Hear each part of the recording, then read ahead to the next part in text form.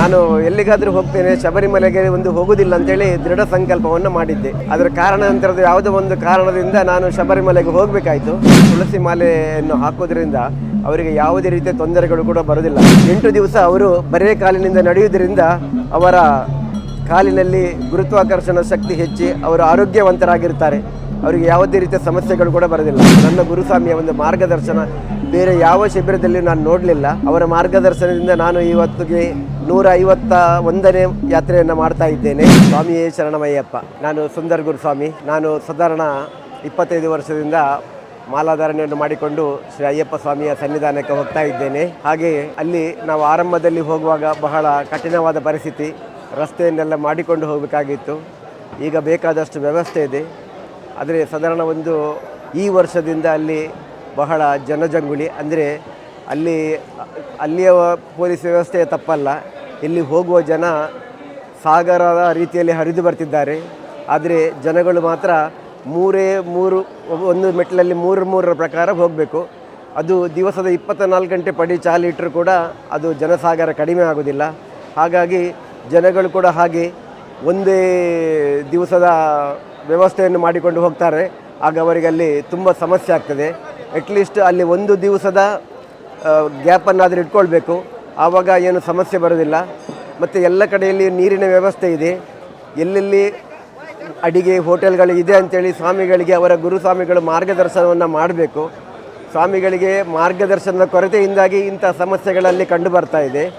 ನಿಜವಾಗಿಯೂ ಅಲ್ಲಿ ಅಂಥದ್ದು ಯಾವುದೇ ರೀತಿ ಕಂಡು ಬರೋದಿಲ್ಲ. ಸಾಧಾರಣ ಮುಂಚೆ ಕೂಡ ನಾವು 13, 14, 24 ಗಂಟೆ ದರ್ಶನಕ್ಕೆ ಕೂಡ ನಿಂತದ್ದು ಉಂಟು. ಆವಾಗ ಮಾಧ್ಯಮ ಇರಲಿಲ್ಲ. ಈಗ ಮಾಧ್ಯಮದ ಮುಖಾಂತರ ಆಗಲೇ ಅದು ತಿಳುವಳಿಕೆಗೆ ಬರ್ತದೆ. ನಾನೊಂದು 25 ವರ್ಷದಿಂದ ಮಾಲೆ ಹಾಕ್ತಿದ್ದೇನೆ. ಸಾಧಾರಣ 30 ವರ್ಷದಿಂದ ನಾನು ಎಲ್ಲಿಗಾದರೂ ಹೋಗ್ತೇನೆ, ಶಬರಿಮಲೆಗೆ ಹೋಗುದಿಲ್ಲ ಅಂತೇಳಿ ದೃಢ ಸಂಕಲ್ಪವನ್ನು ಮಾಡಿದ್ದೆ.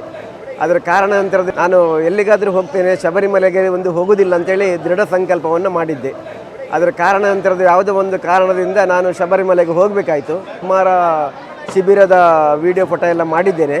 ಆದರೆ ಈ ರೀತಿಯ ಒಂದು ಪೂಜೆ, ಈ ರೀತಿಯ ಒಂದು ವ್ಯವಸ್ಥೆಯನ್ನು ನೋಡುವಂಥ ನನ್ನ ಗುರುಸ್ವಾಮಿಯ ಒಂದು ಮಾರ್ಗದರ್ಶನ ಬೇರೆ ಯಾವ ಶಿಬಿರದಲ್ಲಿ ನಾನು ನೋಡಲಿಲ್ಲ.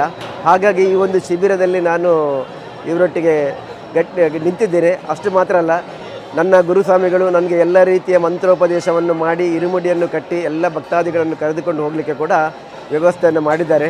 ಅವರು ಇವತ್ತು 140ನೇ ಯಾತ್ರೆಯನ್ನು ಮಾಡ್ತಿದ್ದಾರೆ.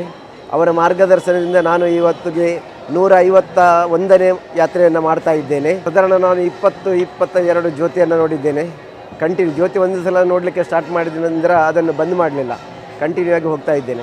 ಮಾಲೆ ಹಾಕಲಿಕ್ಕೆ ಬರ್ತಾರೆ, ಅವರಿಗೆ ಮಂತ್ರೋಪಚಾರವನ್ನು ಹೇಳಿ ಮಾಲೆಯನ್ನು ಹಾಕಿ ಅವರಿಗೆ ಇರುಮುಡಿಯನ್ನು ಕಟ್ಟಿ ಅವರನ್ನು ಕರ್ಕೊಂಡು ಹೋಗ್ತೇವೆ. ಹಾಗೆ ವಾಪಸ್ ಬಂದ ನಂತರ ಕೂಡ ಮಾಲೆ ತೆಗೆದು ಅವರು 48 ದಿವಸ ವ್ರತವನ್ನು ಮಾಡಲೇಬೇಕಾಗ್ತದೆ. 1 ಹೊತ್ತಿನ ಊಟ, 2 ಹೊತ್ತು ಫಲಹಾರ, ಸಿಂಪಲಾಗಿ. ಯಾಕಂತೇಳಿ ಇದೆಲ್ಲ ಯಾಕೆ ಇರೋದು ಅಂತ ಹೇಳಿದರೆ, ಈ ತುಳಸಿ ಮಾಲೆಯನ್ನು ಹಾಕೋದ್ರಿಂದ ಅವರಿಗೆ ಯಾವುದೇ ರೀತಿಯ ತೊಂದರೆಗಳು ಕೂಡ ಬರೋದಿಲ್ಲ. ತುಳಸಿಯ ಮೇಲ್ಭಾಗದಲ್ಲಿ ವೇದಗಳು ನಿಂತಿರ್ತವೆ. ಹಾಗೆಯೇ ತುಳಸಿಯ ಮಧ್ಯಭಾಗದಲ್ಲಿ ಎಲ್ಲ ದೇವತೆಗಳು ನೆಲೆಯಾಗಿರ್ತಾರೆ. ತುಳಸಿಯ ಮೂಲಪೀಠದಲ್ಲಿ ಅದು ತೀರ್ಥ ಸ್ಥಾನವಾಗಿರ್ತದೆ. ಅಂತಹ ಮಾಲೆಯನ್ನು ಧರಿಸಿದಾಗ ಅವರಿಗೆ ಯಮನ ಭಟರಿಂದಲೂ ಕೂಡ ಏನು ಮಾಡಲಿಕ್ಕೆ ಸಾಧ್ಯ ಇಲ್ಲ. ಆದ್ದರಿಂದ ಆ ತುಳಸಿ ಮಾಲೆಗೆ ಅಷ್ಟು ಶಕ್ತಿ ಇರ್ತದೆ. ಮತ್ತು 48 ದಿವಸ ಅವರು ಬರೇ ಕಾಲಿನಿಂದ ನಡೆಯುವುದರಿಂದ ಅವರ ಕಾಲಿನಲ್ಲಿ ಗುರುತ್ವಾಕರ್ಷಣ ಶಕ್ತಿ ಹೆಚ್ಚಿ ಅವರು ಆರೋಗ್ಯವಂತರಾಗಿರ್ತಾರೆ. ಅವರಿಗೆ ಯಾವುದೇ ರೀತಿಯ ಸಮಸ್ಯೆಗಳು ಕೂಡ ಬರೋದಿಲ್ಲ. ಇಲ್ಲಿಂದ ಬ್ಯಾಂಗ್ಳೂರು ತನಕ ಬಸ್ಸಿನಲ್ಲಿ ಹೋಗ್ತೇವೆ. ಅಲ್ಲಿಂದ ಟ್ರೈನು, ಅಲ್ಲಿ ಚಂಗನೂರಿನಿಂದ ಹಿಡಿದು ಅಲ್ಲಿ ಪುನಃ ಬಸ್ಸಿನ ವ್ಯವಸ್ಥೆ ಇರ್ತದೆ.